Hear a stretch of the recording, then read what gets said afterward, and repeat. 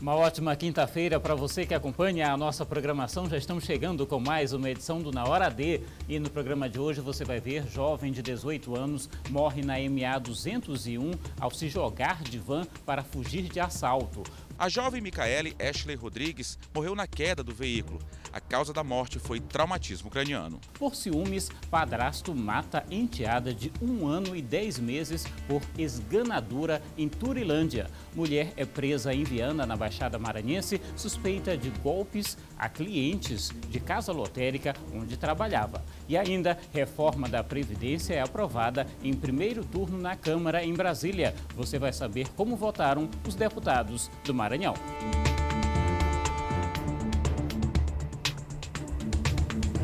E claro que a sua participação é muito bem-vinda. Você pode, claro, mandar sua mensagem para a gente pelo nosso WhatsApp. O número você conhece, 991968622.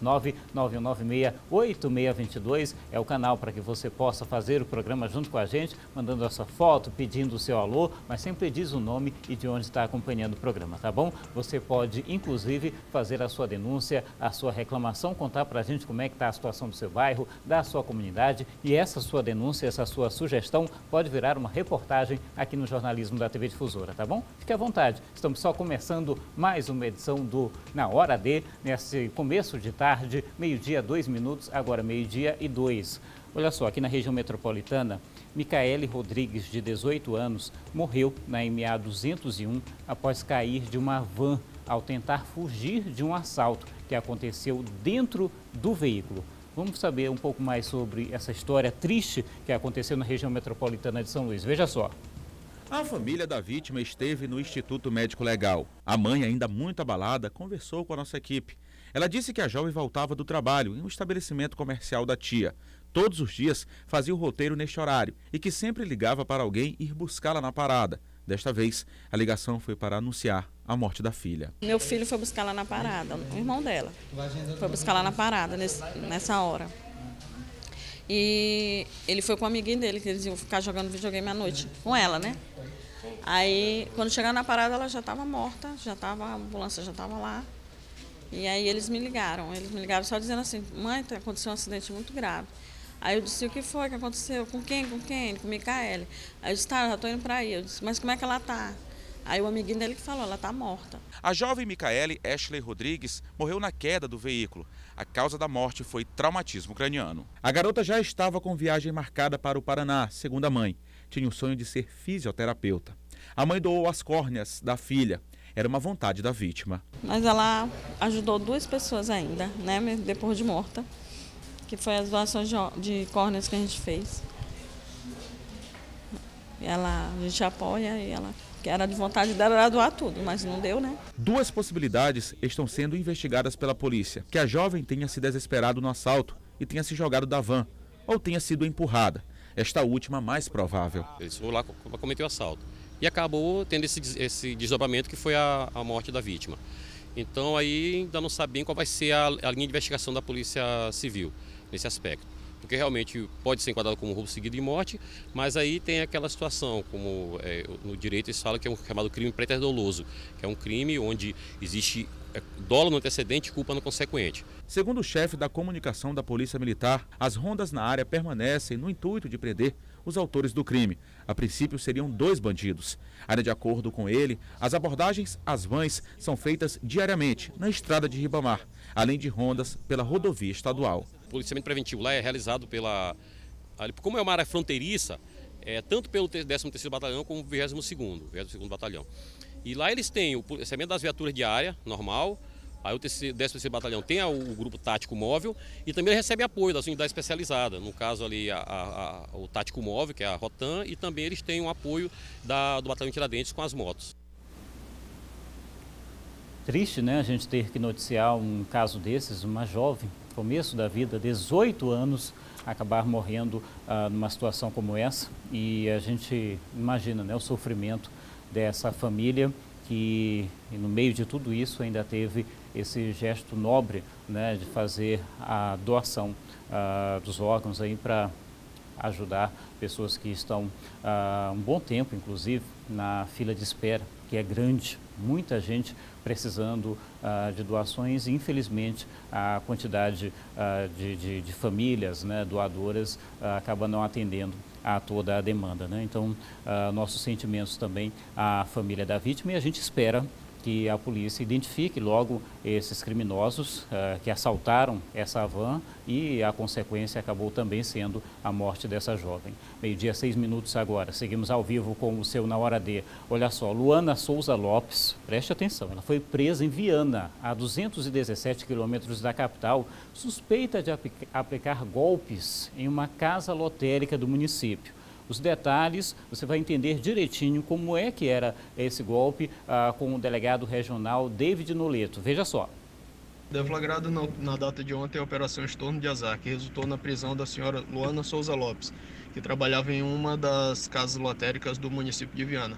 A senhora Luana, quando um cliente chegava à casa lotérica para pagar uma conta, que segundo ela sempre foram contas da Companhia Energética do Maranhão, a CEMAR, ela emitia o comprovante de pagamento, e após a pessoa sair da agência da casa lotérica com o seu comprovante de pagamento, ela efetivava o estorno do pagamento da conta, de modo que a pessoa saía da casa lotérica com o comprovante, porém sem o devido pagamento da referida conta, posto que na empresa CEMAR não iria constar o pagamento. No momento da prisão da Luana, ela disse que ela afirmou a prática delitiva e disse que sequer sabe informar a quantidade de golpes que foram praticados, de modo que até o momento uma quantidade indeterminada de pessoas foi vítima de tal golpe. E a polícia está tentando ainda localizar outras vítimas que efetuaram o pagamento e tiveram a cobrança novamente implementada. Viu só como é que funcionava o golpe aí da dona Luana? Segundo a polícia, a pessoa ia lá com um dinheirinho, o cupom pagava, ela emitia o comprovante, grampeava lá na conta, e a pessoa saía acreditando que estava tudo certo, que tinha efetuado o pagamento. E pagou mesmo. Só que ela ia lá fazer o chamado estorno, cancelava aquele pagamento e ficava com o dinheiro. Era só o que faltava, né? Enquanto isso, a pessoa acabava sendo enganada e, claro, depois ia ter que, né, ainda ser cobrada, né, pela empresa, que também não tem nada a ver com a história. Olha só, a Polícia Civil ressaltou que as vítimas da suspeita compareçam à delegacia com os comprovantes de pagamentos para indicar a autoria dos crimes, porque como foram enganadas, essas pessoas precisariam efetuar novos pagamentos dos débitos desse caso aí do golpe da Luana.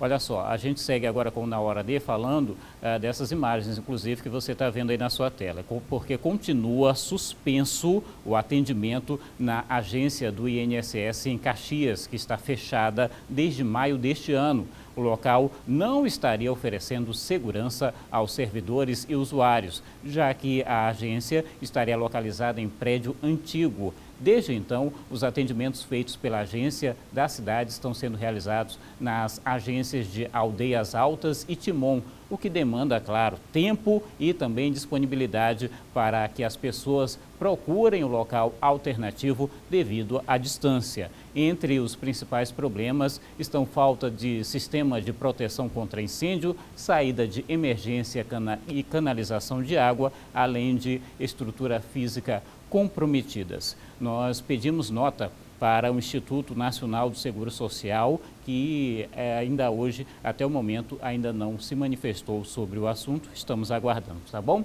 Seguimos com Na Hora D, 12h10 agora, 12h10. Muito bom ter você aqui com a gente. Olha só, após perseguição, foram presos em Caxias pela Polícia Rodoviária Federal 2 homens apontados por crime de receptação. Eles levavam motocicletas para outras cidades para trocar por drogas. Veja só.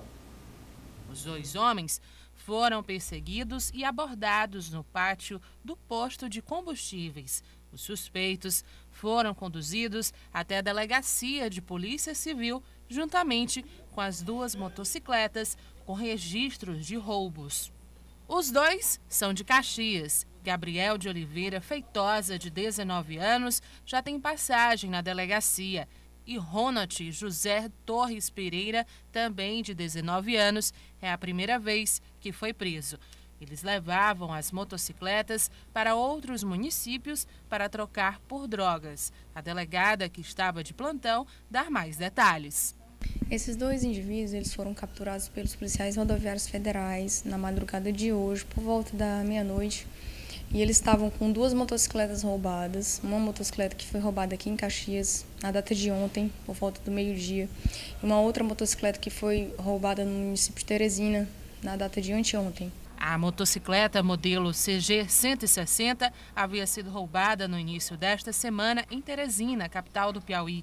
Já a Honda Pop 110 foi roubada na tarde de terça-feira na zona rural de Caxias. Segundo a delegada, Gabriel e Ronald serão atuados por receptação de produto de roubo. Mas a investigação vai continuar para saber como é que é feita realmente, o que está realmente acontecendo. Essa ação deles no sentido de levar essas motocicletas para outras cidades, né? Motos que são roubadas aqui em Caxias e até mesmo em Teresina. Então a investigação vai ser realizada no prazo. Muito bem, você vai ver agora que a polícia impediu um assalto à farmácia em Capinzal do Norte, no leste maranhense. Mais informações com o repórter Ronaldo Vieira. Veja só. A Polícia Militar, através da guarnição da cidade de Capinzal do Norte, colocou atrás das grades 4 elementos. Isso depois de um confronto que algum deles tentou reagir contra a polícia, mas 2 ficaram feridos nesta operação. Foram apresentados na delegacia o Carlos André Costa Carvalho, ainda o Franklin Miller Ribeiro, o Oscar Roberto e o Anderson. E eles foram presos na comunidade Santa Rosa, município de Capinzal do Norte, pela Polícia Militar. Acusado, antes disso, de ter efetuado um roubo a um cidadão que estava em uma churrascaria. Mas antes disso, esses mesmos homens foram citados por cometer um roubo, antes de tudo isso, a uma farmácia. Após o cabo Wesley, que é o comandante da cidade de Capinzal do Norte, receber uma denúncia de uma pessoa que tinha sido assaltada, né? De imediato, ele fez diligências, né, de posse dos dados do veículo, das pessoas, da placa do veículo, e de imediato fez a diligência. E no povoado, próximo ao povoado Santa Rosa, conseguiu êxito, né, de abordar esse veículo, essas pessoas. No momento da abordagem, ainda houve um revide por parte dos meliantes, tentando atingir com tiros a guarnição. De imediato, os policiais também revidaram, né, a injusta agressão e conseguiram alvejar 2 elementos, né? O restante se entregou e foi apreendido com eles, né, uma espingarda calibre 12, 2 revólveres, celulares, dinheiro proveniente, né, de roubos que cometeram durante a noite. Esse primeiro levantamento disse que não é a primeira vez que eles praticam crimes nessa região, né, comandante? São elementos acostumados nessa ação criminosa, né? Mas infelizmente ontem eles, né, a Polícia Militar conseguiu capturá-los, né, e foram entregues à delegacia para as providências. Nesse caso aí foram 3 ou 4 crimes que eles cometeram? Anteriormente, né, chegou ao conhecimento depois que eles tinham assaltado já uma farmácia em Santo Antônio dos Lopes, né? Então, roubo, posse de arma, posse e porte de arma, formação de quadrilha podem ser enquadrados e tentativa de homicídio, porque os mesmos também efetuaram disparo contra os nossos policiais. Pela robustez de prova, eles vão dar um sossego por um bom tempo para a sociedade, né? Com certeza. Esperamos que com essa gama de crimes, né, o Código Penal seja duro com eles, para eles permanecerem um bom tempo longe das ruas. Parabéns pelo sucesso da operação. Muito obrigado. A Polícia Militar, 24 horas, pronto para atender a população. Pois é, o que sempre se espera, né? Que esse pessoal passe um bom tempo preso, mas nem sempre é o que acontece, né? São acostumados a cometer os mesmos tipos de crime, aí são presos, voltam para a rua de novo e voltam para as mesmas práticas. Complicado, né? 12h15 agora, 12h15. Olha só, esse caso você está acompanhando aqui com a gente desde o começo da semana e tem novidade, foi identificado um motorista que atropelou um motociclista no bairro do São Cristóvão, aqui na capital. Os detalhes sobre esse caso ao vivo, a partir de agora com a repórter Geice Gomes. Olá, Geice, boa tarde para você. Boa tarde, Hugo, muito boa tarde a todos. O homem que aparece aí abandonando a vítima dessa maneira brutal foi identificado como Benício Oliveira dos Santos Júnior. Ele prestou depoimento aqui na Delegacia de Acidentes de Trânsito e disse que não é aqui da capital, que está aqui a trabalho. E em relação ao acidente, ele informou que a princípio não tinha percebido que era um acidente. Ele disse que sentiu o impacto, mas como não tinha visto nada, resolveu seguir caminho e que só depois ouviu os pedidos de socorro da vítima. Então ele parou o carro, mas ficou com medo de uma represália da comunidade. Então ele decidiu de fato abandonar a vítima dessa maneira que aparece no vídeo. A delegada Rosa Maria Nava informou que ele deve ser indiciado pelo crime de lesão corporal grave com o agravante de omissão de socorro. Além do Benício, ela já ouviu o pai da vítima e pretende ouvir até na próxima semana esse motociclista que aparece prestando socorro à vítima. O caso aconteceu na noite do último dia 4 no bairro São Cristóvão. A vítima segue internada e assim que tiver alta também deve prestar depoimento. Hugo. Obrigado pelas informações, Geice, ao vivo, mais uma vez aqui com a gente no Na Hora D.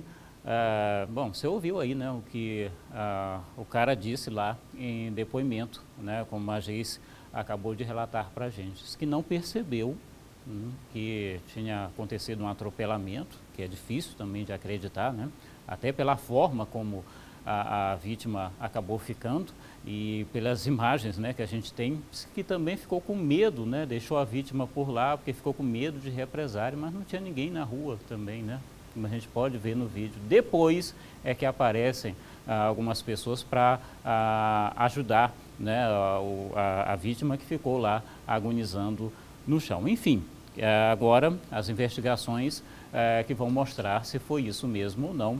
Essa foi a versão apresentada por ele lá na delegacia em depoimento. A gente segue acompanhando o caso, até porque a vítima continua internada em estado preocupante em um hospital aqui em São Luís. Meio-dia, 18 minutos agora, meio-dia 18. Vamos mudar de assunto. Vamos para a sua participação aqui no Na Hora D, você que está mandando mensagem para a gente pelo 99196-8622. Vamos lá, mensagem na tela da difusora, mais uma vez. Vamos acompanhar. Olha só, a Oi, boa tarde, manda um alô para esses dois lindos, Esther e Benjamin, em Bacabeira. Obrigado, hein? Um abraço para vocês. Sejam sempre bem-vindos aqui ao nosso programa. Boa tarde, moro no Nova Vida. Meu nome é Silvia, né?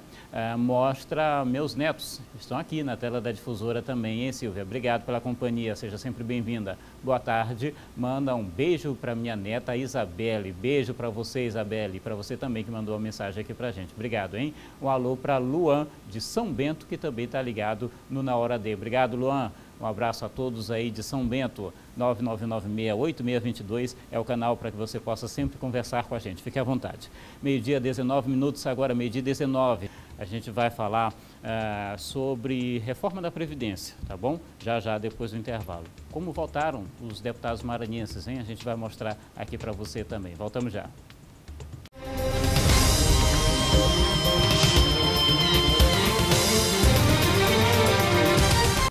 Meio-dia, 22 minutos, agora meio-dia 22, já estamos de volta com mais um bloco do Na Hora D, ao vivo aqui pela TV Difusora. E claro, é sempre muito bom ter você aqui com a gente, você que também está participando, mandando a sua mensagem para o nosso WhatsApp. Então vamos lá, mensagem na tela mais uma vez, vamos ver quem está acompanhando o programa, quem está interagindo com a nossa produção. Mandar um alô para os meus filhos, é a Edinalva de Perimirim, que mandou mensagem para a gente. Um abraço para vocês, hein? Sejam sempre bem-vindos. Um alô para Ana Lívia e Ana Letícia de Icatu, que também estão acompanhando o programa, as duas Anas. Obrigado, hein? Obrigado pela companhia também. Vamos lá, que aparece agora. Um alô para Carla Andressa, de São José de Ribamar. Obrigado. Um abraço para vocês aí em São José de Ribamar. Sejam sempre bem-vindos. Oi, meu nome é Clorindson. Gosto muito do seu programa. Obrigado, hein? Seja sempre bem-vindo aqui à nossa programação também, sempre participando pelo 991968622. Meio-dia, 23 minutos, agora meio-dia 23. Olha só, o texto base da reforma da Previdência foi aprovado nesta quarta-feira no plenário da Câmara. Em primeiro turno, por 379 votos a 131. Ele vai alterar as regras para o trabalhador requerer a aposentadoria, como a exigência de uma idade mínima e também as alíquotas de contribuição dos servidores privados e públicos. Aqui no estúdio, a gente conversa com o vice-presidente da Comissão de Direito Previdenciário, o Cláudio Estevão Lira Mendes Filho, que vai conversar com a gente. Seja bem-vindo, Cláudio. Obrigado pela presença. Boa tarde. Boa tarde, Hugo. Todos os telespectadores da TV Difusora. Ô, Cláudio, vamos explicar agora, teve essa votação, né? Qual é o próximo passo? O que acontece daqui para frente? Agora a Câmara vai ter que discutir 15 destaques que podem até alterar o texto da reforma, e após discutir esses 15 destaques, que alguns podem ser aprovados ou não, o texto vai ter que passar por uma votação em segundo turno, e após essa votação em segundo turno sendo aprovado, vai ser remetido para o Senado, para que também no Senado seja aprovado em 2 turnos, para que passe para a sanção previdencial. Entendi. A maneira como foi aprovado até agora já é muito diferente da que foi encaminhada pela presidência, ou nem tanto assim? Houveram algumas mudanças pontuais em alguns benefícios, né? Por exemplo, a bancada ruralista conseguiu tirar os rurais da reforma. Então, os benefícios rurais que iriam ser alterados foram retirados. Houveram também algumas mudanças que conseguiram retirar do texto base com relação ao benefício assistencial, o BPC-LOAS, o benefício de prestação continuada. Isso também foi retirado. Com relação ao cálculo de benefícios das mulheres, também foi alterado do que foi enviado, reduziu de 20 anos de contribuição para 15 a exigência. Então, houveram algumas modificações pontuais que na comissão o texto base foi alterado. E ainda pode mudar muita coisa? Pois é, como eu falei, esses 15 destaques eles ainda vão ser discutidos e votados na Câmara. Então, tem muito destaque que ainda pode alterar o texto, com relação a policiais, a bombeiros, a professores, com relação a uma coisa que é muito importante, que é a entrada dos estados e municípios na reforma. Então, isso também ainda vai ser discutido, inclusive os senadores estão falando que vai ser a maior discussão deles lá.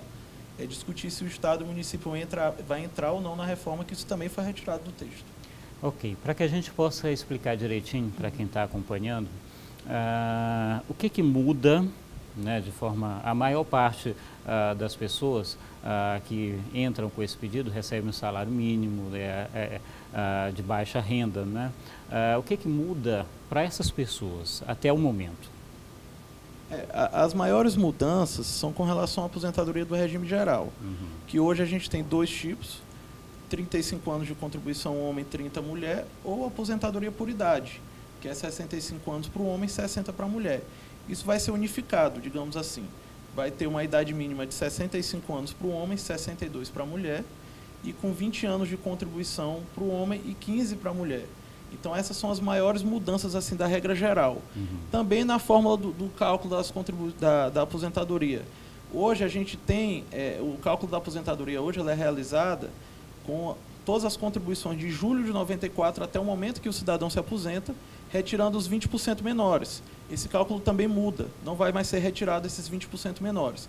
Vão entrar todas as contribuições. Então, isso também seguramente deve reduzir a aposentadoria de alguns segurados do INSS. Então, pode ficar mais complicado para a pessoa conseguir a aposentadoria ou não? Sim, com certeza vai dificultar, demorar um pouco mais o acesso, até porque hoje a gente não tem esse limite de idade. Hoje o homem que completa 35 anos de contribuição ou a mulher 30 consegue se aposentar sem um limite de idade, e aí vai ter esse limite de idade. Lembrando que ao completar, por exemplo, 65 anos de idade homem e 20 anos de contribuição, o valor da aposentadoria só é 60%. Ele só vai chegar a 100% se a pessoa contribuir por 40 anos. Porque aí a cada ano a mais dos 20 anos aumenta 2%. Então, se ele contribuir 40%, ele consegue 100%. Então, são mudanças que vão impactar seguramente na vida dos segurados, na aposentadoria dos segurados, e existem também algumas regras de transição. a gente calcula que só daqui a 12 anos essa reforma vai estar totalmente implementada na vida do segurado. Então, durante esses 12 anos, tem várias regras de transição que vão acontecer para que o segurado não sinta essa mudança de forma muito abrupta na vida dele. Entendi. Você até já começou a falar um pouquinho sobre a questão dos estados e municípios, né? Que, inclusive, é uma das discussões mais acaloradas, digamos assim, de todo esse processo.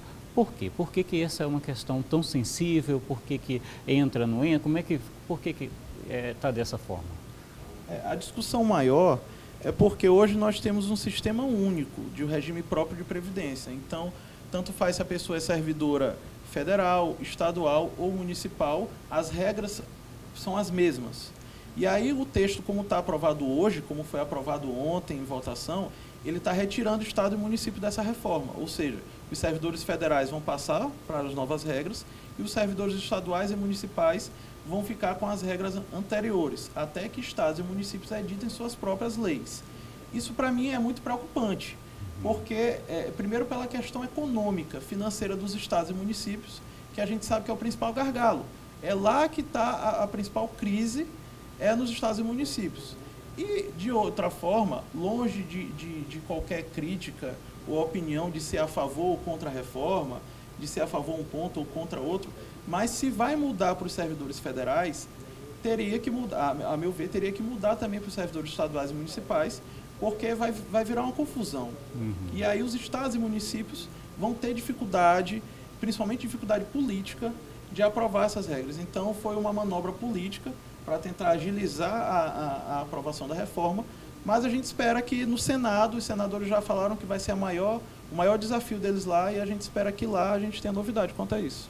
Muito bem, eu queria te convidar, inclusive, e você de casa também, para acompanhar, vamos saber agora como é que votaram os deputados aqui do Maranhão nesse texto base aí da reforma da Previdência. Veja só. Aloísio Mendes, Josimar de Maranhãozinho e Pedro Lucas Fernandes votaram sim. Eduardo Braide, não. Júnior Lourenço votou sim. José Carlos votou não. Gastão Vieira, Juscelino Filho e Gil Cutrim votaram sim. Márcio Gerri, não. André Fufuca e Hildo Rocha também votaram sim. Marreca Filho votou sim. Bira do Pindaré votou não. João Marcelo Souza, Pastor Gildenemir, Kleber Verde e Edilásio Júnior votaram sim. Muito bem, como você viu aí, portanto, apenas 4 deputados federais maranhenses votaram contra a proposta de emenda constitucional da reforma da Previdência e todas as mudanças que vão afetar todo o brasileiro. Portanto, Bira do Pindaré, do PSB, Eduardo Braide, do PMN, Márcio Gerri, do PCdoB e também o deputado Zé Carlos, do PT. Era mais ou menos isso esperado, né? Os deputados da oposição, inclusive, tentaram, de algumas formas, né, impedir a sequência do processo, não é isso? Foi, exatamente. Eles tentaram, tem algumas manobras, né, dentro da Câmara, e esses destaques também, eles vão tentar, de toda forma, ali fazer com que demore mais, mas a expectativa dos deputados de situação do governo é que seja votado em segundo turno na Câmara ainda antes do recesso parlamentar. Entendi. Cláudio, eu queria agradecer a tua presença aqui com a gente, os esclarecimentos aqui no Na Hora D. Muito obrigado, boa tarde. Boa tarde, a OAB está sempre à disposição da TV Difusora para qualquer esclarecimento. A gente agradece, boa tarde para você. Meio-dia 32 minutos agora, meio-dia 32. Olha só, foi preso esta semana em Turilândia, que fica a 160 quilômetros aqui da capital, um homem identificado como Hernildo Souza Silva, de 18 anos. Veja só o que aconteceu. Ele confessou ter matado, por esganadura, a enteada, gente, acredite, de 1 ano e 10 meses de idade. O motivo teria sido ciúmes do padrasto, né, no caso ele, com relação ao pai da criança. Por telefone, quem conta os detalhes é o delegado regional de Pinheiro, Oséias Cavalcante. Veja só. O casal compareceu ao hospital de Turilândia com o corpo da criança de 1 ano e 10 meses de idade, alegando que ela havia sofrido uma queda de rede. Porém, o médico plantonista constatou que havia lesões no pescoço da criança compatíveis com sinais de esganadura e nos comunicou o fato. Imediatamente nós detivemos o casal e eu determinei que o corpo da criança fosse conduzido para o IML de São Luís, para que fosse realizado um exame cadavérico. O exame pericial realmente atestou como causa da morte a asfixia por esganadura. Diante das evidências fortes e inequívocas, o padrasto, Hernildo Souza Silva, de 18 anos de idade, acabou por confessar o crime, aduzindo que matou a criança, apertando o pescoço dela com as mãos, enquanto ela dormia em uma rede. Segundo ele, a motivação do crime foi uma desavença que havia entre ele e o pai da criança. O padrasto foi autuado, então, em flagrante delito, pelo cometimento do crime de feminicídio, qualificado pelo motivo fútil e também pela impossibilidade de defesa da vítima e por ter sido praticado o crime mediante asfixia. A mãe da criança prestou o depoimento e foi liberada, considerando que, preliminarmente, nós não vislumbramos nenhuma participação dela no cometimento do crime. Entretanto, as investigações continuam, no sentido de esclarecer o fato em toda a sua extensão. Muito bem, obrigado ao delegado Oséias aí que trouxe mais informações, mais esclarecimentos sobre esse caso bárbaro registrado aqui no interior do estado, né? O que tinha a ver a criança, 1 ano e 10 meses só de vida com essa desavença, ou seja lá o que for, entre esses dois aí, o suspeito, aliás, que confessou, né, o crime, e o pai da criança. É lamentável, né, a gente ter que mostrar esse tipo de história, mas aconteceu aqui no interior do estado. 12h, 35 minutos agora. Olha só, nos primeiros 6 meses deste ano, mais de 200 casos, mais de 200 casos de abuso e exploração de menores foram registrados na Delegacia de Proteção à Criança e ao Adolescente. 3 ocorrências somente esta semana. Eduardo Ericeira tem mais informações. Veja só.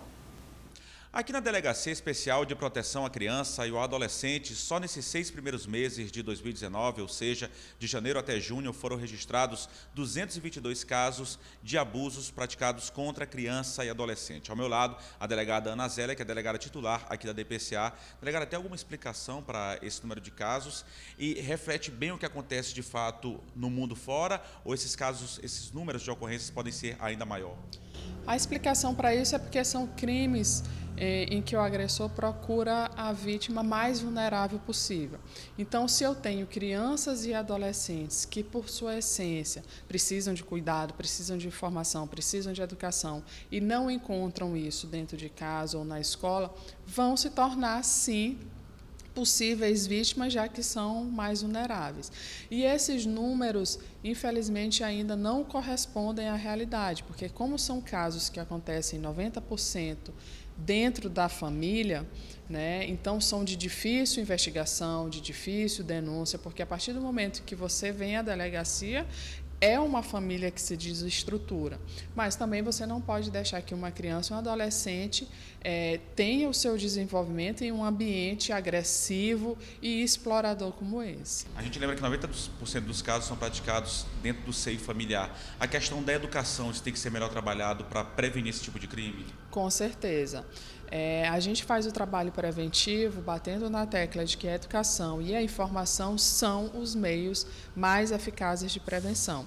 E isso deve acontecer dentro de casa, né, através dos pais, controlando e tendo de perto o que seu filho acessa, celulares, redes sociais, computadores, videogames, e também na escola, né, através dos professores. Isso precisa ser levado para a escola. A educação sexual faz parte da nossa vida hoje, e enquanto a gente fechar os olhos para esse tipo de prevenção, esses crimes, infelizmente, tendem a acontecer com maior frequência. Obrigado pela entrevista, delegada Ana Zélia, titular aqui da DPCA, Eduardo Ericeira, para o Na Hora D. Muito obrigado, Eduardo, pelas informações. 12h, 38 minutos agora. A gente volta a falar sobre o caso da jovem que caiu de uma van na estrada de Ribamar durante um assalto. Você acompanhou essa história aqui no começo da nossa edição de hoje. A nossa equipe conversou com o presidente do Sindicato dos Transportes Alternativos. A Anice Ribeiro traz as informações. Veja só.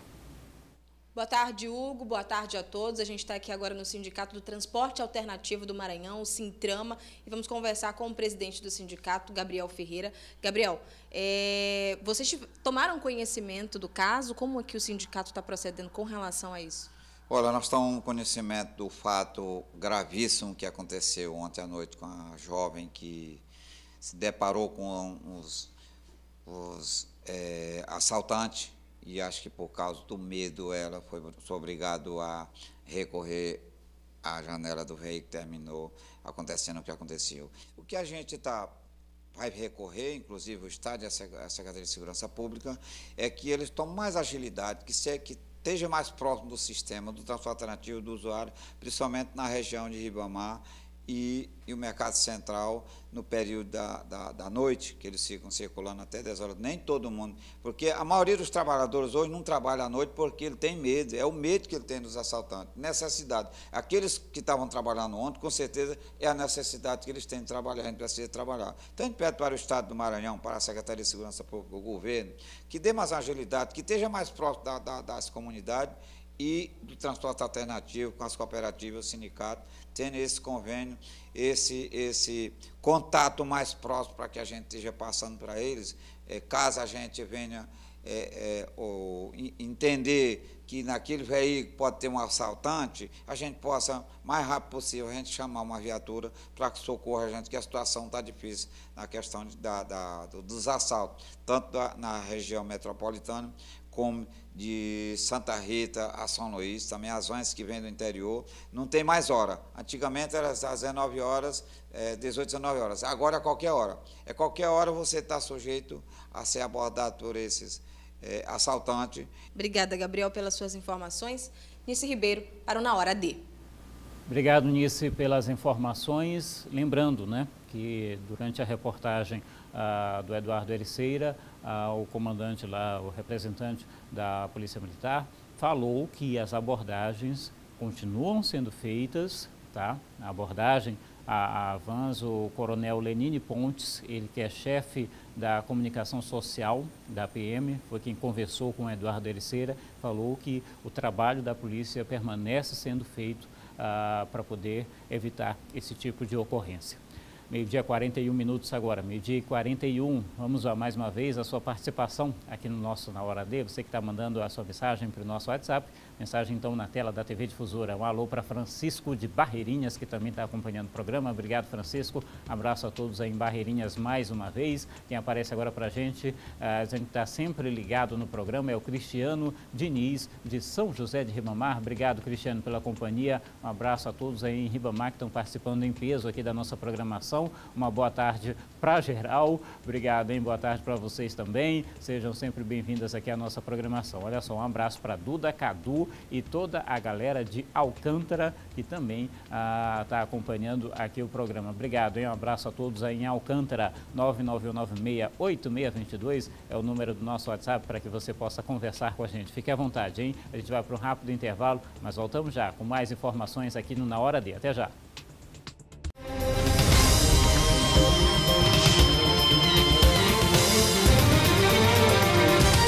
Já voltamos com mais um bloco do seu Na Hora D, ao vivo aqui pela TV Difusora, meio-dia 45 minutos agora, meio-dia 45. Vamos aproveitar, vamos ver quem está participando do programa mais uma vez. Vamos lá, mensagem na tela da Difusora. Manda um alô para os meus filhos Davi, Maria Eduarda e para o meu sobrinho Luiz, todos no Na Hora D. Obrigado, hein? Sejam sempre bem-vindos. Um alô para vocês, um abraço.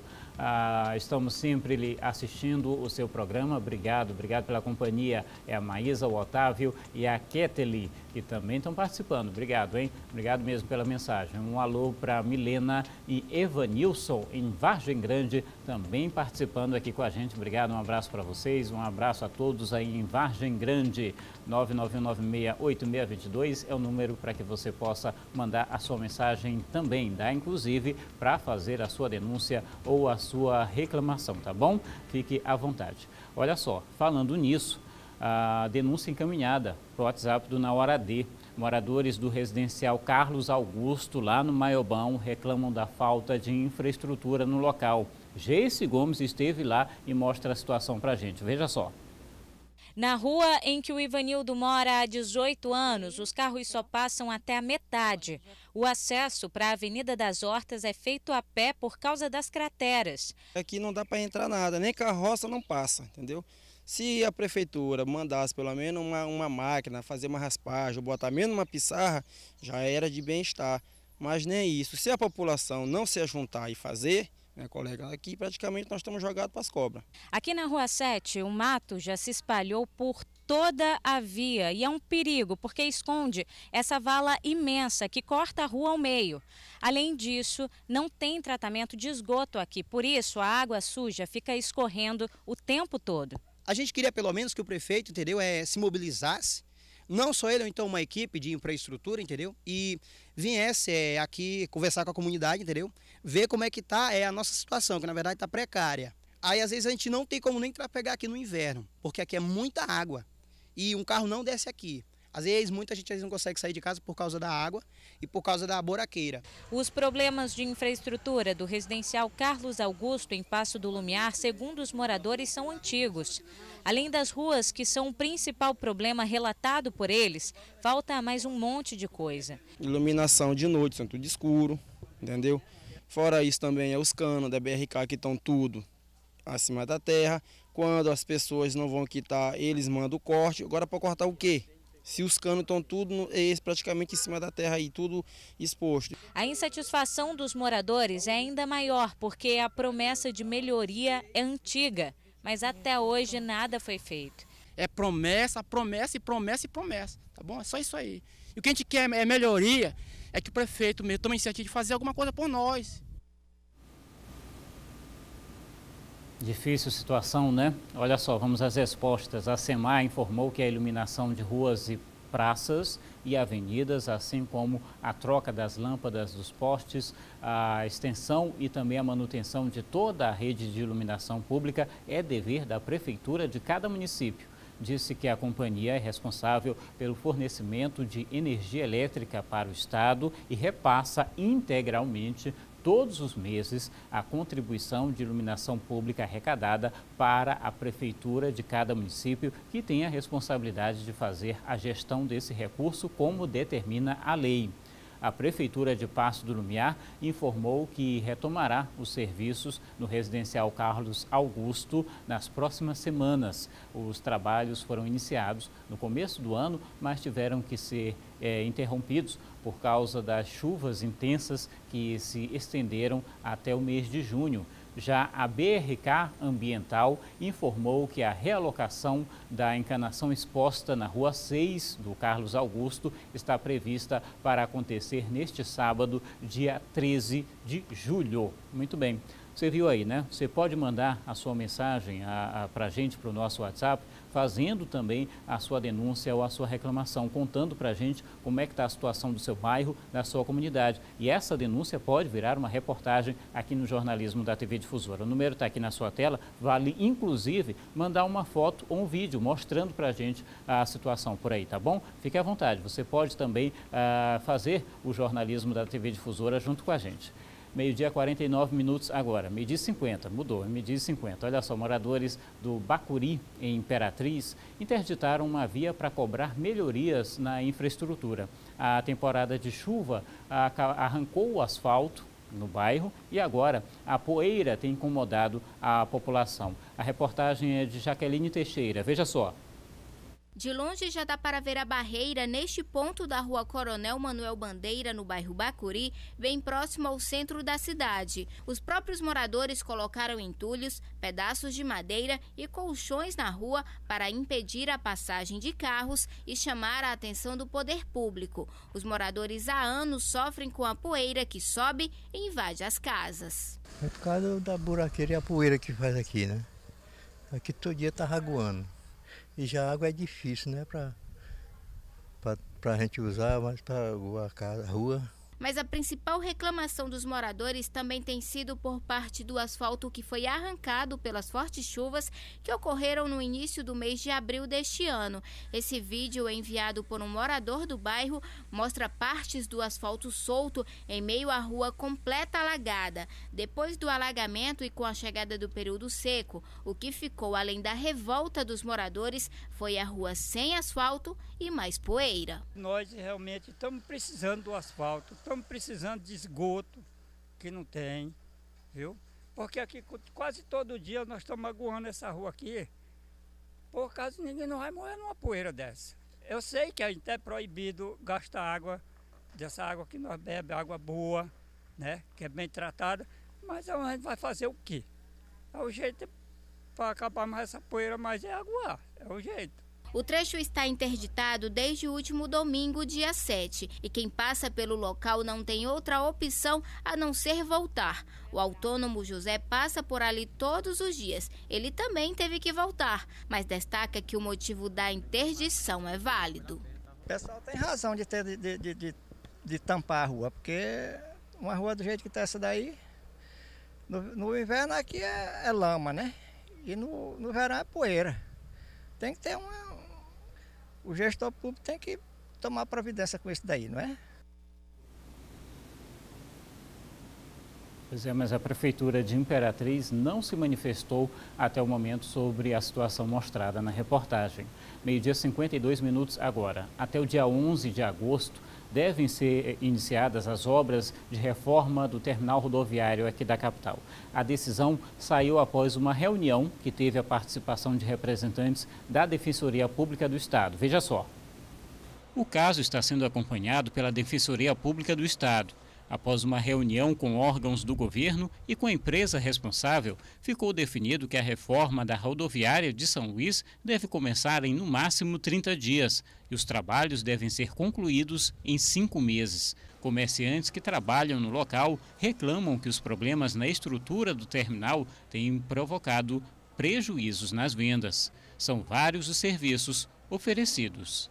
Fazer o que tem que ser feito, né? Para que melhore o movimento da gente, porque afinal de contas aqui é nosso trabalho, né?